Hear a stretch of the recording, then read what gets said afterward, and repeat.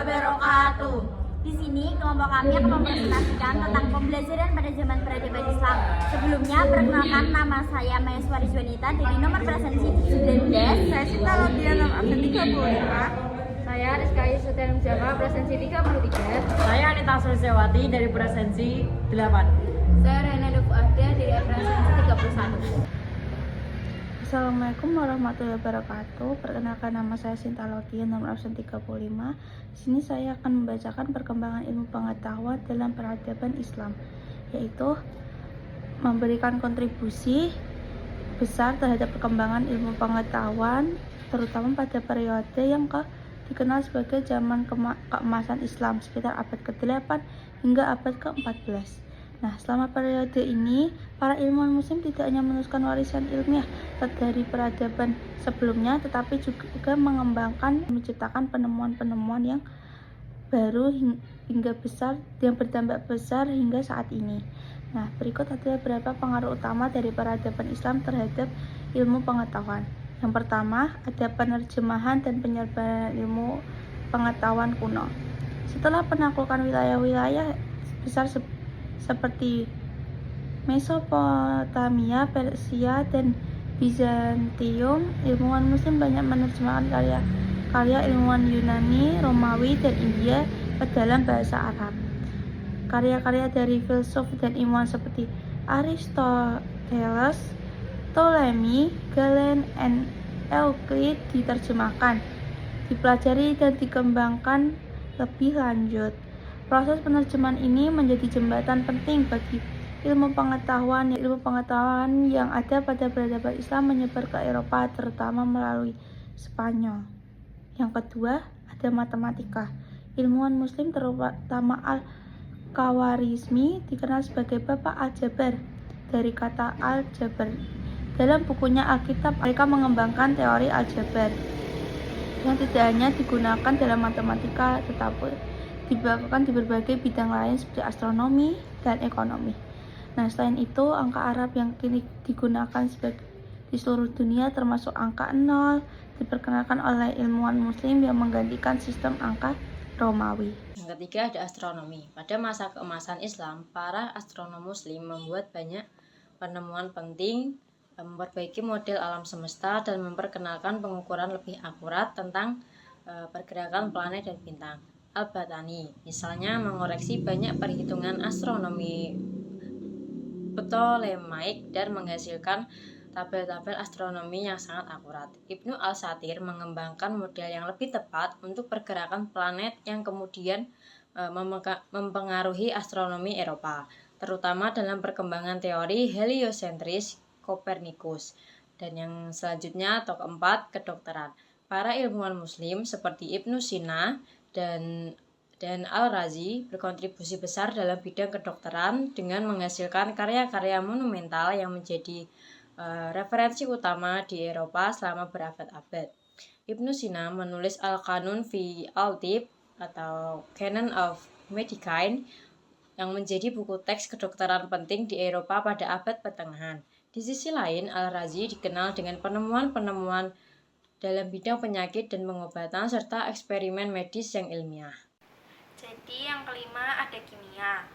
Ilmuwan muslim seperti Jabir ibn Hayyan atau Geber dianggap sebagai pelopor kimia atau alkimia. Jabir mengembangkan berbagai teknik eksperimental seperti distilasi, sublimasi, dan kristalisasi yang menjadi dasar bagi perkembangan kimia modern.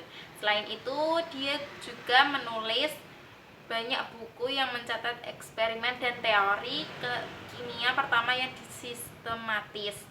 Yang keenam, ada filsafat dan pemikiran rasional. Para filsuf muslim seperti Al-Farabi, Ibn Rushd atau Averroes, dan Al-Ghazali memperkenalkan sintesis antara filsafat Yunani dan ajaran Islam. Mereka membahas hubungan antara akal dan wahyu, serta pengembangan logika, etika, dan metafisika.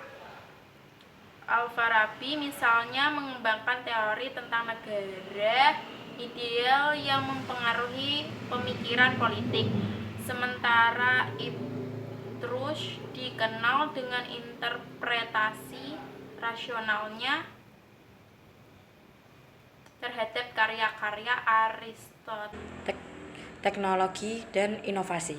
Peradaban Islam juga menyumbangkan sebagai inovasi teknologi. Mereka mengembangkan alat-alat canggih seperti astrolabe untuk menentukan posisi bintang serta sebagai teknik pertanian, pengairan, dan pembuatan barang-barang industri. Kemudian pendidikan dan institusi ilmiah. Selain sumbangan dalam teori dan penelitian, peradaban Islam juga mendirikan banyak barismanistan.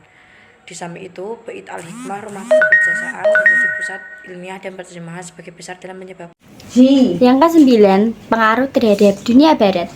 Pengetahuan yang dikembangkan oleh ilmuwan muslim diteruskan ke Eropa melalui Spanyol dan Sicilia.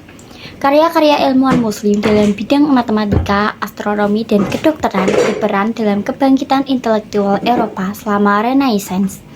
Penerjemah karya-karya ilmiah ini ke dalam bahasa Latin memungkinkan para ilmuwan Eropa seperti Roger Bacon dan Thomas Aquinas untuk mengakses dan mengembangkan lebih lanjut pengetahuan tersebut. Peradaban Islam memainkan peran krusial dalam perkembangan ilmu pengetahuan yang mempengaruhi Renaissance di Eropa. Penerjemah dan pelestarian karya klasik seperti sarjana Muslim, terutama pada masa Khalifah Al-Makmum, menerjemahkan karya-karya Yunani dan Romawi, menyelamatkan warisan intelektual yang terancam hilang. Ini termasuk pemikiran Aristoteles dan Ptolemeus yang menjadi dasar bagi pemikiran ilmiah di Eropa. Kontribusi dalam berbagai ilmuwan Muslim seperti Ibnu Sina dalam kedokteran dan Al-Khawarizmi dalam matematika mengembangkan konsep-konsep yang kemudian diadopsi oleh ilmuwan Eropa. Misalnya, sistem bilangan, desimal, dan aljabar menjadi fondasi bagi kemajuan matematika modern. Kesimpulan pada bab ini yaitu pengaruh peradaban Islam terhadap ilmu pengetahuan sangat besar, baik dari pemikiran segi penerjemah maupun pengembangan ilmu pengetahuan dan teknologi. Penemuan dan karya-karya ilmiah dari periode keemasan dalam Islam tidak hanya memberikan sumbangan langsung kepada peradaban Barat, tetapi juga meletakkan dasar bagi perkembangan ilmu pengetahuan modern dalam berbagai bidang. Dari presentasi kelompok kami, wassalamualaikum warahmatullahi wabarakatuh.